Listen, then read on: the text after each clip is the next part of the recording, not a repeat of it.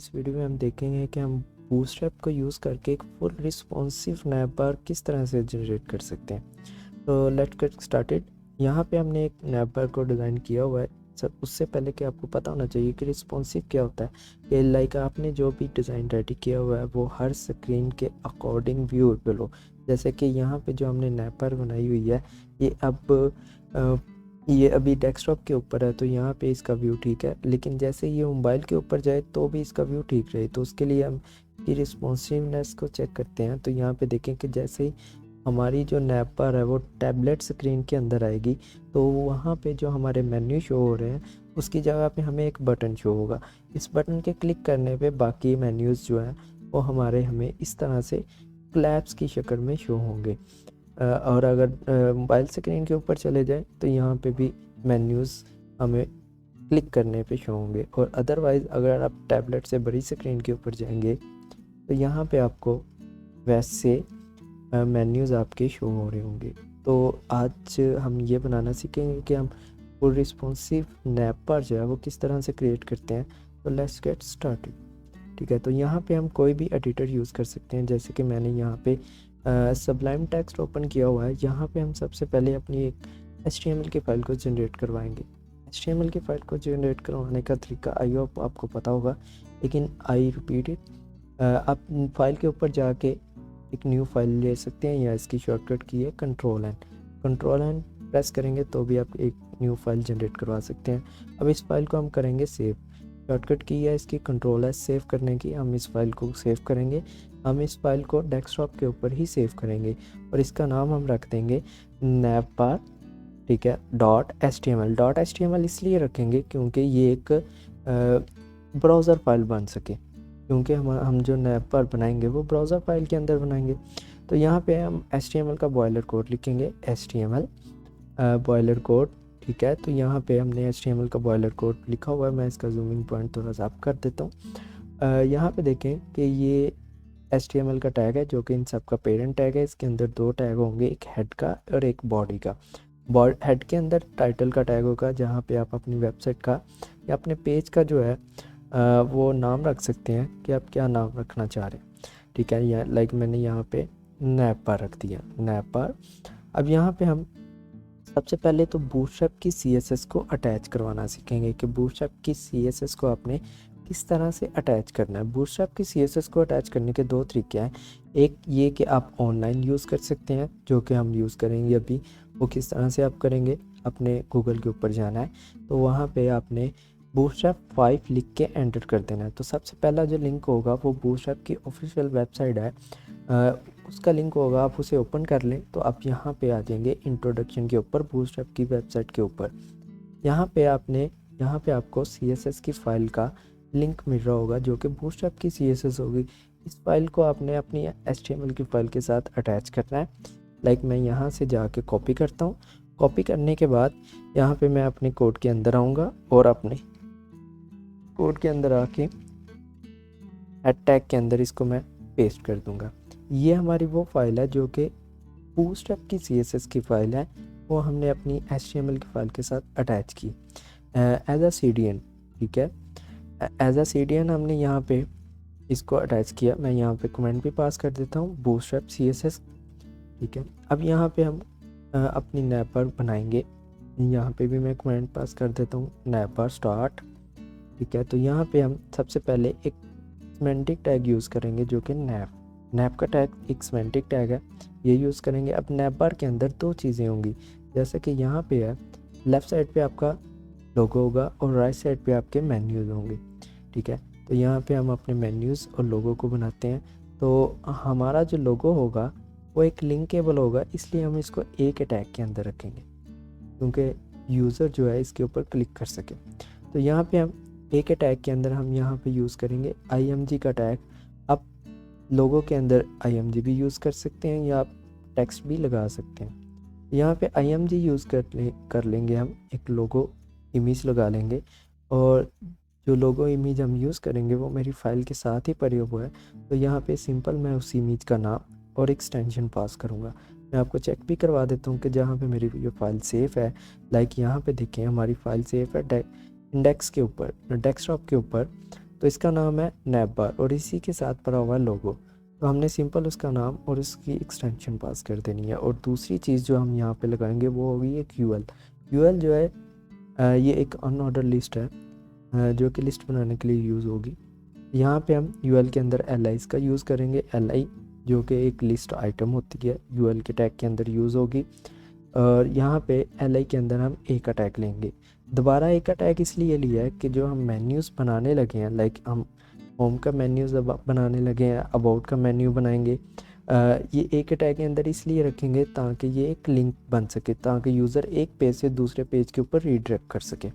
ठीक है, तो यहाँ पे मैं एल को कॉपी करके अगेन पेस्ट कर दिया। अब मेन्यूज़ मैं चेंज कर दूंगा। जोन से आपके पास मेन्यू होंगे आपकी वेबसाइट के अंदर आप उसे लिख सकते हैं। यहाँ पे मैं 2-3 मेन्यूज़ को लिख लेता हूँ, सर्विसेज, और लास्ट पे मैं लॉगिन कर लेते हैं। ठीक है, ये हमारे मेन्यूज़ हो गए और ये हमारा लोगो हो गया। अगर मैं आपको इसको इसी तरह से दिखाऊं तो ये कुछ इस तरह से नज़र आएंगे। यहाँ पे देखें, आपका लोगो जो है वो ऊपर है और मेन्यूज़ जो है वो नीचे है। अब हम इसको स्टाइल करेंगे, लेकिन हम स्टाइल जो यूज़ करेंगे वो बूटस्ट्रैप का होगा। ठीक है, तो हम सबसे पहले जो आपका मेन टैग है नैप का टैग, इसको हम एक क्लास पास करेंगे, बूटस्ट्रैप की क्लास जिसका नाम है नैप बार। ठीक है, हम यहाँ पे नैप बार की क्लास पास करेंगे। इसका क्या काम है, लेट्स चेक इट। यहाँ पे देखते हैं, तो यहाँ पे देखें कि जैसे ही मैंने पेज को रिफ़्रेश किया तो नैप बार की क्लास ने क्या काम किया कि आपके लोगों को लेफ़्ट साइड पे और मेन्यूज़ को राइट साइड पे शिफ्ट करवा दिया। ये इस नैप बार के अंदर CSS जो लिखी हुई है वो इम्प्लीमेंट हुई है। फिर आपका जो लोगो होगा, लोगो वाला जो ए का टैग होगा, इसको आपने क्लास पास करनी है नैप बार ब्रांड, नैप बार हैफन ब्रांड। अब ये आपका लोगो है तो लोगो को आपने क्लास पास करनी है नैप बार ब्रांड। फिर उसके बाद जो आपका UL होगा, इसको आपने क्लास पास करनी है नैप बार नैप। ठीक है, इससे क्या होगा कि आपके जो मेन्यूज़ के साथ डॉट्स आ रहे हैं ये रिमूव हो जाएंगे। ठीक है, फिर उसके बाद जितनी भी आपकी एलाइज हैं, लाइक मैं सारी की सारी एलाइज को एक ही दफ़ा टारगेट कर लूँगा। अगर आपको एक ही दफ़ा बहुत सारे एलिमेंट्स को टारगेट करना नहीं आता तो कोई इशू नहीं है, आप एक एक करके कर सकते हैं। यहाँ पे हम हर जितनी भी हमारी एलाइज हैं उन सबको मैं क्लास पास कर दूँगा नैप आइटम। ठीक है, नैप आइटम क्या काम करेगी कि इसको थोड़ी सी स्पेस क्रिएट कर देगी। फिर उसके बाद जितने भी आपके एल के अंदर ए के टैग हैं इन सबको टारगेट करके आपको इसको क्लास पास करनी है नैप बार, नैप लिंक नाम की क्लास इसको पास करनी है। ठीक है, दूसरा ये कि फिर हमारा जो पेरेंट टैग है, अगर मैं यहाँ पे आपको रिफ्रेश करके दिखाता हूँ तो ये कुछ इस तरह से आ रहे हैं कि आपके एलाइज के दरमियान स्पेस जनरेट हो गई है और इनके दरमियान थोड़ी सी स्पेस है और ये अभी भी लेफ़्ट और राइट है। आई नो कि ये अच्छा नहीं लग रहा, इसको हम सेट करते हैं। सबसे पहले तो हम अपनी नैप बार जो है, जो हमारा पेरेंट नैप का टैग है, इसको हम एक बैकग्राउंड कलर पास करेंगे जो कि हम बूटस्ट्रैप का ही यूज़ करेंगे, BG प्राइमरी। ठीक है, बूटस्ट्रैप के 9 कलर हैं, BG primary, secondary, danger, warning, info, और इसी तरह से बहुत सारे 9 कलर हैं बूटस्ट्रैप के, आप कोई भी यूज़ कर सकते हैं। मैं यहाँ पे प्राइमरी पास करूँगा। प्राइमरी कलर जो है वो ब्लू होता है। अब यहाँ पे देखिए हमारे नैप के टैग को, पूरी की पूरी नैप को प्राइमरी कलर आ गया। आप सोच रहे होंगे हमारे मेन्यू जो है वो गायब हो गए, लेकिन गायब नहीं हुए, और यहाँ पे उनका कलर भी ब्लू है इसलिए ये नज़र नहीं आ रहे। तो हम इनका कलर जो है वो वाइट कर लेते हैं। ठीक है, तो किसी भी टेक्स्ट का कलर चेंज करना हो बूटस्ट्रैप के थ्रू तो यस हम यूज़ करेंगे टेक्स्ट वाइट। टेक्स्ट नाम का ये जो क्लास है ये क्या काम करेगी कि आपके टेक्स्ट को वाइट कर देगी, जैसे कि आप यहाँ पे देख रहे हैं।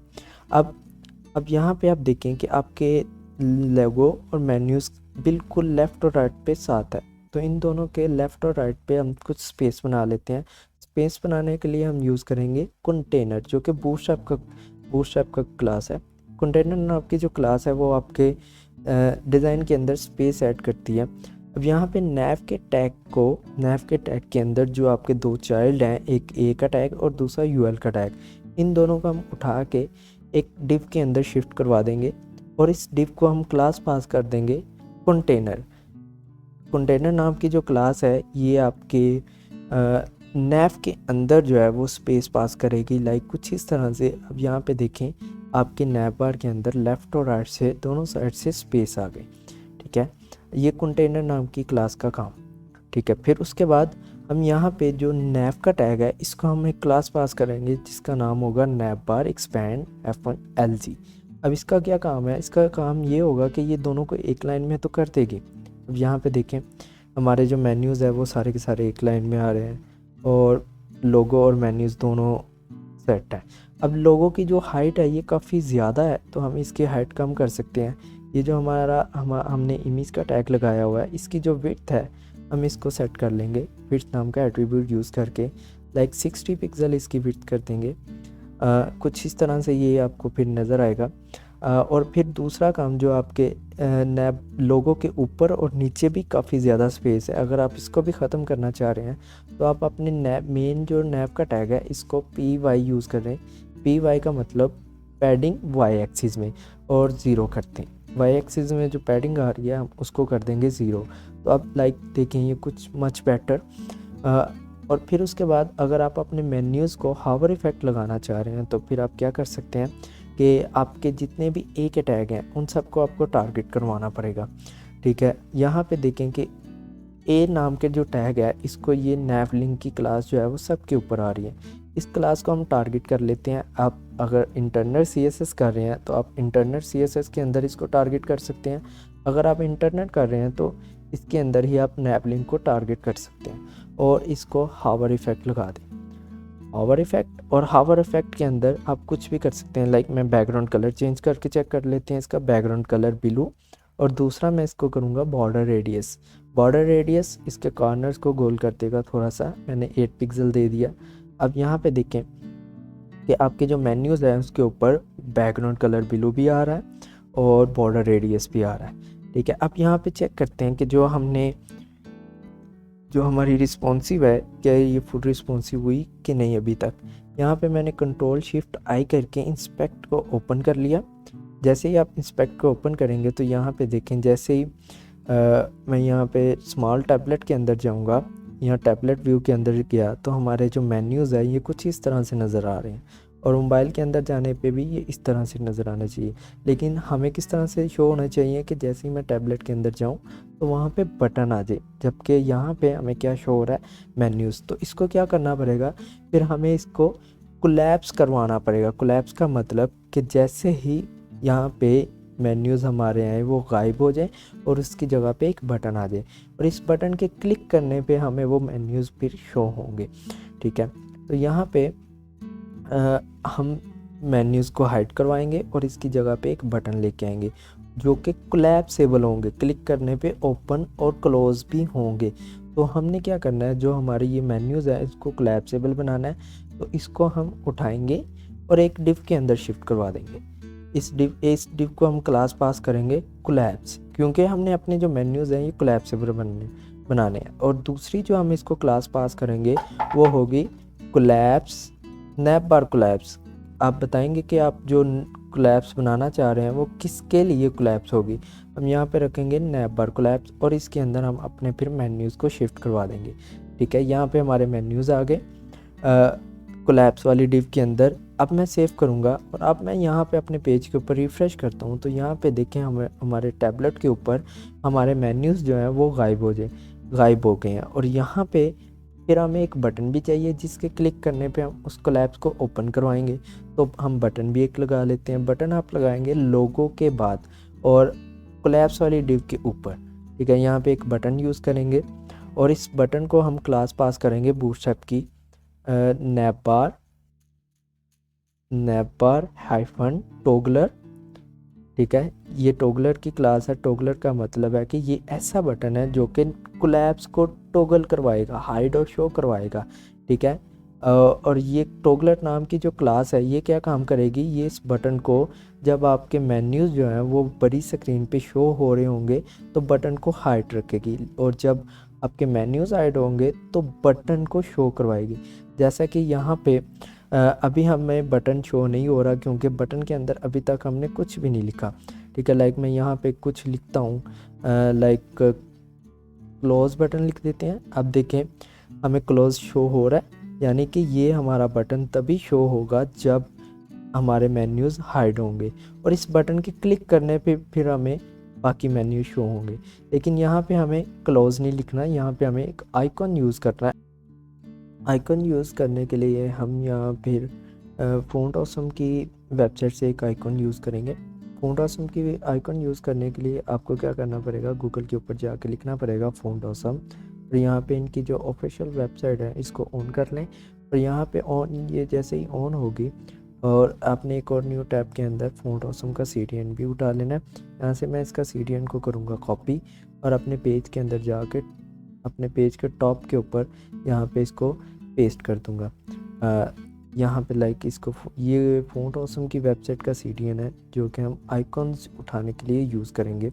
और फिर उसका फ़ॉन्ट ऑसम की वेबसाइट के ऊपर जाकर यहाँ से आपने आइकॉन भी यूज़ कर लेना है। जो हम आइकॉन यूज़ करेंगे वो होगा बार नाम का आइकन्स, यानी कि यहाँ पे हम बार नाम का आइकन्स को यूज़ करेंगे।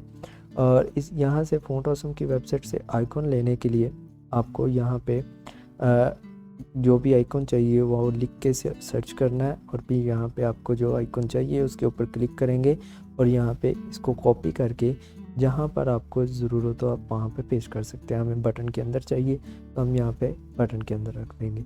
अब इसका कलर भी हमें वाइट करना है, तो यहाँ पे हम लिख देंगे टेक्स्ट वाइट। तो ये हमारा एक आइकॉन आ जाएगा। लेट्स ट्राई के हमारा आइकॉन आया है कि नहीं आया। यहाँ पे देखें हमारा आइकॉन आ गया, और जैसे ही हम हमारी टैबलेट स्क्रीन या टैबलेट स्क्रीन से हम नीचे आएंगे तो हमारे मेन्यूज़ हाइड हो जाएंगे, और उसकी जगह पे हमारा ये आइकॉन आ जाएगा। और अगर हम टैबलेट स्क्रीन के बड़ी स्क्रीन के ऊपर हैं तो वहाँ पे हमें मेन्यू शो होंगे। ठीक है, अब चेक करते हैं कि इसके क्लिक करने पे हमें क्या मेन्यूज़ ओपन हो रहे हैं, नहीं होंगे, क्योंकि अभी तक हमने बूटस्ट्रैप की जावास्क्रिप्ट को ऐड नहीं किया।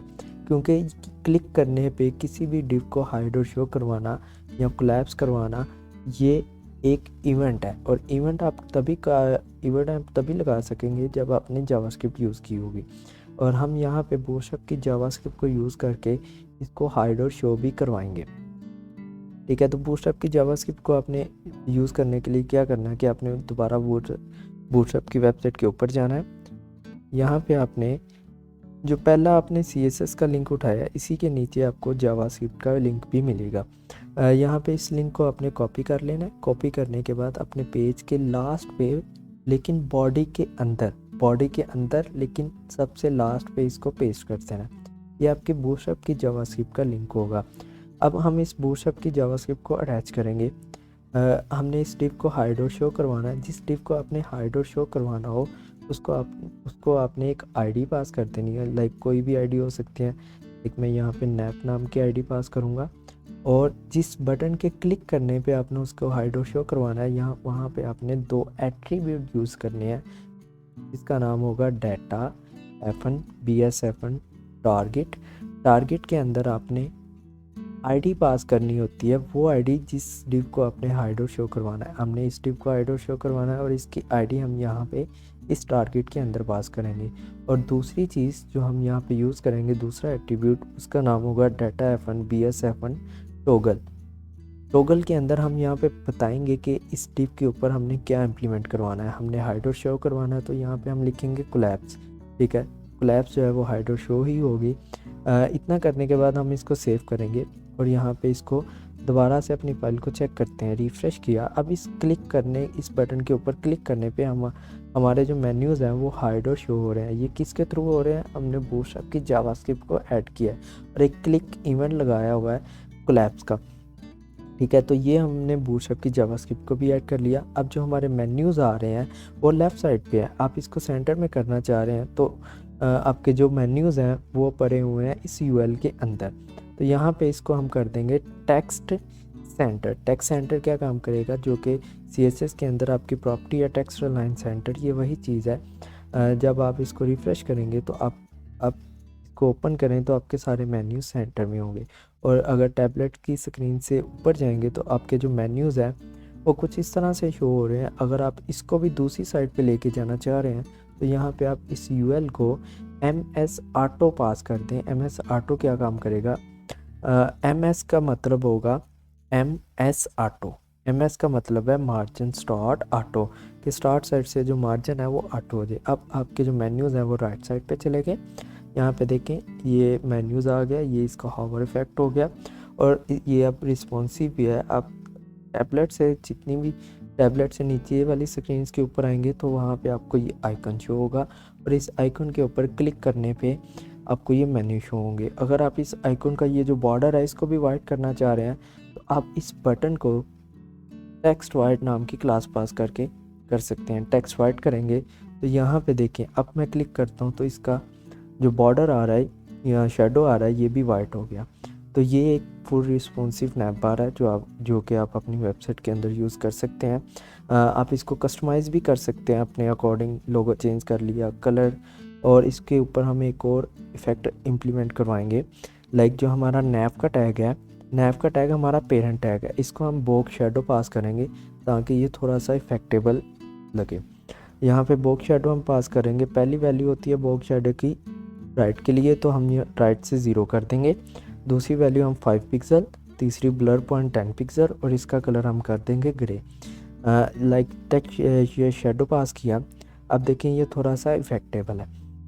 अब यहाँ पे देखें स्मॉल स्क्रीन के ऊपर हमारी जो साइड है नैप बार है ये रिस्पॉन्सिव है और लार्ज स्क्रीन के ऊपर हमारी जो नैप बार है वो कुछ इस तरह से शो होगी। वीडियो अच्छी लगी हो तो लाइक कीजिएगा। मिलते हैं नेक्स्ट वीडियो में, तब तक के लिए अल्लाह हाफिज़।